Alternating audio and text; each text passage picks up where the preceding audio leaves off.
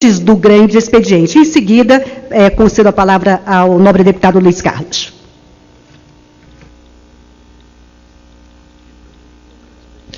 Senhora presidente, senhoras e senhores deputados, eu venho a esse plenário para abordar uma série de assuntos, utilizando o nosso tempo de liderança, presidente, e é um prazer, quero dizer, estar sendo presidido por uma mulher, na medida em que esta casa tem uma sobre-representação do gênero feminino, e eu acredito que isso é um déficit democrático que nós temos. Na verdade, as mulheres são uma leve maioria, se assim se pode dizer, em termos populacionais, mas também em termos, acredito eu, de eleitorado. E a isso não corresponde a representação feminina nesta casa, motivo pelo qual muito me honra tê-la na presidência no momento em que nós fazemos uso da palavra. O primeiro dos assuntos que me trazem aqui diz respeito ao meu estado, o estado de Pernambuco. Recentemente, estando na Mata Sul do meu estado, no município de Palmares, tive a oportunidade de, em conversa com o bispo Dom Henrique, o bispo de Palmares, tomar conhecimento de um problema que afeta a toda a região e particularmente ao município de Palmares. É que nós temos lá, presidente, a chamada Transnordestina Logística, não confundir com a ferrovia Transnordestina. A Transnordestina Logística, ela tem aproximadamente 4.800 quilômetros de ferrovias em todo o Nordeste, que por concessão a ela vem sendo devidamente tocado, e o trecho que vai do Cabo de Santo Agostinho, em Pernambuco, até Propriar, em Sergipe, fazendo a ligação com a Centro-Atlântica e recuperando o eixo que nós tínhamos entre Recife e Salvador. Na verdade, o traçado dessa ferrovia hoje cria um problema imenso para alguns municípios da região, particularmente para o município de Palmares. Por quê? Porque o traçado, ele obriga a que os comboios eles passem por dentro da cidade. E como essa mesma cidade já é cortada também por uma BR, a BR-101, então, na verdade, se vai fragmentar a cidade, se vai ter que deslocar populações, vai ter que se fazer a indenização, e isso vai criar um gravíssimo problema, não apenas para aquelas famílias que serão deslocadas, presidente, mas também para toda a própria integração e o desenvolvimento urbanístico da cidade. Então nós vimos aqui, em nome não apenas do povo e do bispo de Palmares, mas também de todo o Pernambuco, solicitar exatamente que seja revisto o traçado. E esse pedido se endereça ao Ministério do Planejamento e Transportes, que cuidam exatamente desta ferrovia e que, por isso mesmo, eu venho, através desse plenário, solicitar a revisão desse traçado para que nós não venhamos a dividir a cidade, criar problemas, acidentes, ter que fazer um elevado número de indenizações e, obviamente, em nome também daquela comunidade que eu aqui sou porta-voz. O segundo dos pontos tem a ver, presidente, com a questão da missão externa que foi votada por esse plenário, que é de irmos, nós, representantes da Câmara, mas também do Senado, até a Venezuela, para poder, em nome exatamente do Mercosul, em nome dos acordos da cláusula democrática de Ushuaia, conhecer de perto a situação que hoje vive os direitos humanos e, particularmente, alguns daqueles que hoje se encontram detidos por acusações de ordem política.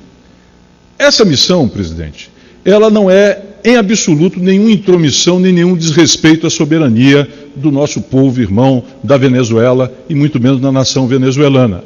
É que quando os países firmam acordos supranacionais, como é o caso exatamente da cláusula democrática de Ushuaia, que faz parte dos acordos do Mercosul, evidentemente que nós estamos abertos exatamente a que aconteçam missões como essa, tanto de nós até a Venezuela, como na Venezuela até nós. Por quê?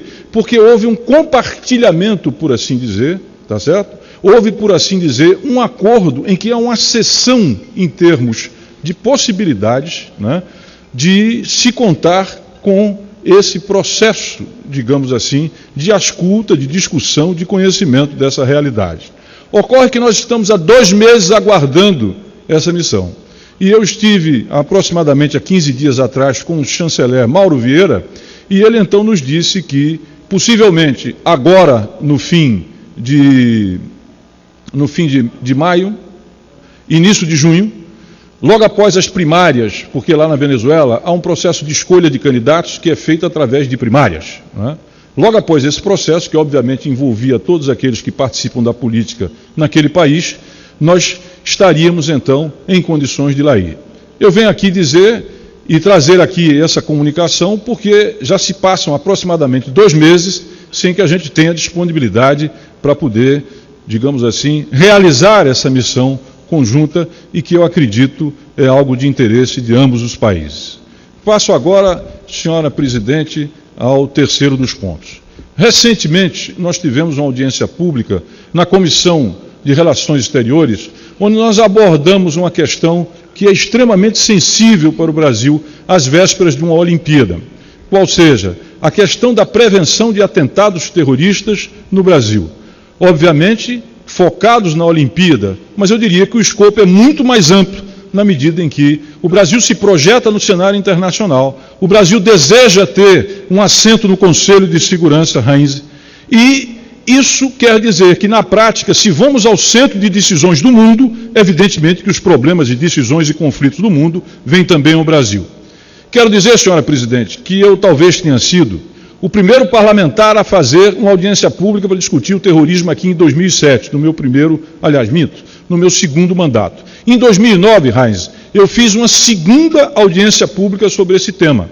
E já então nós percebíamos alguns problemas. Primeiro, nós não temos legislação que tipifique o crime de terrorismo. Segundo, não há prevenção adequada. E terceiro, não tínhamos ainda, então, a integração necessária de todos os órgãos que cuidam do problema. Quais sejam Polícia Federal, Defesa Nacional, Gabinete de Segurança Institucional, polícias estaduais, ABIN e assim por diante. Pois bem, passados aproximadamente 6 anos, o que é que nós verificamos? Que o atual governo, aliás, o governo anterior, o governo Lula, pensava em criar uma autarquia de combate ao antiterror. Depois ele baixou o nível dessa autarquia e a transformou numa coordenação de prevenção a atentados ou a assuntos terroristas. Pois bem, mesmo essa coordenação, que ficava, se eu não me engano, no Gabinete de Segurança Institucional da Presidência da República, ela foi praticamente extinta. Ou seja, às vésperas de uma Olimpíada, nós estamos na seguinte situação, presidente. Em primeiro lugar, nós continuamos sem legislação. O Brasil não tipifica crime de terrorismo e não assina a Convenção Quadro da ONU que diz respeito exatamente a esse tema. Segundo lugar, nós não temos a prevenção necessária. Só para dar um exemplo, existem aquelas chamadas equipamentos ou áreas críticas que precisam de planos de contingência. É o caso do aeroporto, é um caso do porto, é um caso de uma rodovia, enfim, esses são alguns exemplos. É o caso, por exemplo, das plataformas de petróleo, essas têm, mas as outras não têm plano de contingência nesse caso.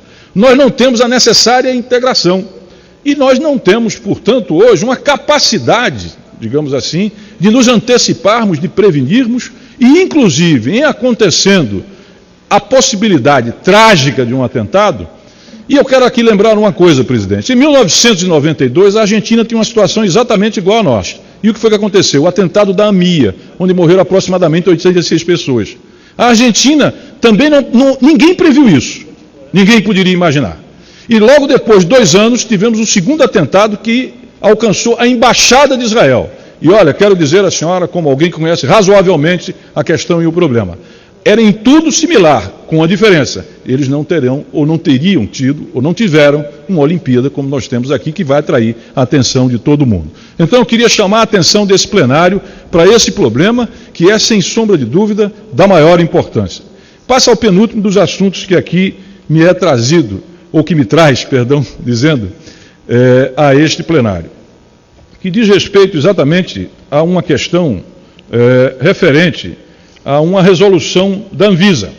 Essa resolução, presidente, é a chamada resolução número 36, aliás, o artigo 36 da resolução número 9, de 20 de fevereiro de 2015. Essa resolução da Anvisa, ela desfavorece a indústria nacional, privilegiando a indústria estrangeira, em detrimento dos nossos industriais. Eu vim aqui pedir a suspensão exatamente dessa resolução. Por quê? Porque ela trata desigualmente o empresariado da área e da indústria farmacêutica nacional em seu desfavor e favorecendo as indústrias estrangeiras. Tive aqui uma recepção de um diretor da Anvisa que falou comigo e depois simplesmente desapareceu. Em seguida, por vias indiretas, fui procurado por um diretor da Anvisa que ficou de conversar conosco. Também não nos deu qualquer satisfação. Então eu venho aqui avisar esse plenário que nós vamos começar a coletar assinaturas para que se declare este projeto de decreto legislativo como um decreto submetido ao regime de urgência dessa Casa, dada a importância que existe, porque nós estamos prejudicando os interesses nacionais, particularmente numa área estratégica como essa. E concluo, senhora presidente, falando aqui de um tema muito momentoso e que em breve estará sendo objeto da análise dessa Casa, que é a questão da maioridade penal. Eu quero dizer claramente que sou contra a maioridade penal. Entendo que o que preside isso é uma população vulnerável, é uma população que se encontra hoje submetida à barbárie e à violência, sem que exista a prestação dos serviços de segurança condizentes com aquilo que eu reclamo. E isso faz com que exista uma cultura de vingança, uma cultura que é não civilizatória, não humanista. E é bom lembrar que o problema que nós temos hoje no Brasil são 55 mil homicídios dolosos que acontecem, ou que aconteceram no último ano de 2014. E a fatia que é atribuída àqueles que são hoje menores de idade, ela é ínfima. Portanto, a maioridade não resolverá nenhum dos nossos problemas. Muito pelo contrário. Jogar esses jovens dentro dos presídios, do sistema penitenciário que eu conheço, me permita, na verdade, formar doutores em crime e torná-los, aqueles que são possíveis de resgatar, estarão nas mãos das quadrilhas e, na verdade, vou concluir, senhora presidente, e na verdade, após passar dentro das prisões 4 ou 5 anos, dentro de um processo de progressão de pena, é absolutamente previsível que eles virão, sem dúvida, muito piores e muito mais violentos do que lá estavam. O que eu acho que nós temos que mudar, que nós temos que, na verdade, são os serviços de segurança que nós prestamos à população, seja através de recursos, seja através de você implantar o chamado ciclo único das polícias. Hoje nós temos aqui, presidente, uma coisa que é absolutamente medieval. Nós temos um inquérito e depois nós temos o processo, que repete exatamente aquilo que foi feito no inquérito, levando a muito mais tempo e a postergação, além dos problemas que nós temos também na área judicional. Senhora presidente, eu vou encerrar por aqui, porque a senhora já foi suficientemente generosa conosco. Mas esse é um tema ao qual eu voltarei com muita brevidade, porque a questão da segurança, presidente, a questão da segurança, hoje é um problema que se refere diretamente à democracia, porque o que nós estamos assistindo é uma população barbarizada, amedrontada, sem ter defesa, e que hoje recorre àquilo que chamava-se a pena de talião, olho por olho, dente por dente. Não é através da vingança que nós vamos resolver os nossos problemas de segurança. Não é através da maioridade penal que nós vamos resolver problemas outros que estão relacionados ao sistema prisional, à reforma das polícias, à agilidade, à eficácia e à terminalidade exatamente do nosso sistema judiciário. Mais uma vez, muito obrigado a todos, eu agradeço àqueles que nos assistem e até breve.